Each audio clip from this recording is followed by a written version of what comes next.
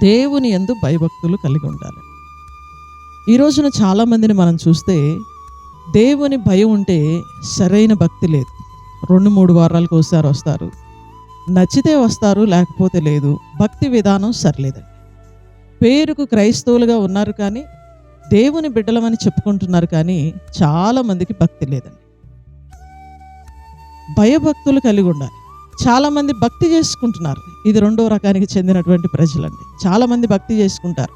ప్రతి ఆదివారం వస్తారు, ప్రతి శుక్రవారం వస్తారు, ప్రతి శనివారం వస్తారు, విడిగా ప్రార్థన గదుల్లోకి వస్తారు, కుటుంబ ప్రార్థనలోకి వస్తారు. భక్తి బాగానే ఉంటుంది. తెల్ల చీరలు కట్టుకుంటారు, నల్ల బైబిళ్ళు చేత పట్టుకుంటారు, భక్తి బాగానే చేసుకుంటారు. కానీ వీళ్ళ దగ్గర దేవుని భయం ఉండదండి. దేవుడు చూస్తున్నాడు, నా మాట దేవుడు వింటున్నాడు, నేను చేసే ప్రతి పని దేవుడు చూస్తున్నాడు అనే భయం ఈనాడు చాలామందికి లేదండి.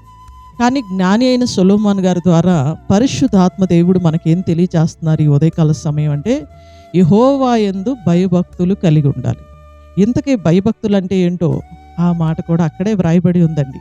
యెహోవా యందు భయభక్తులు కలిగి చెడుతనాన్ని విడిచిపెట్టాలండి.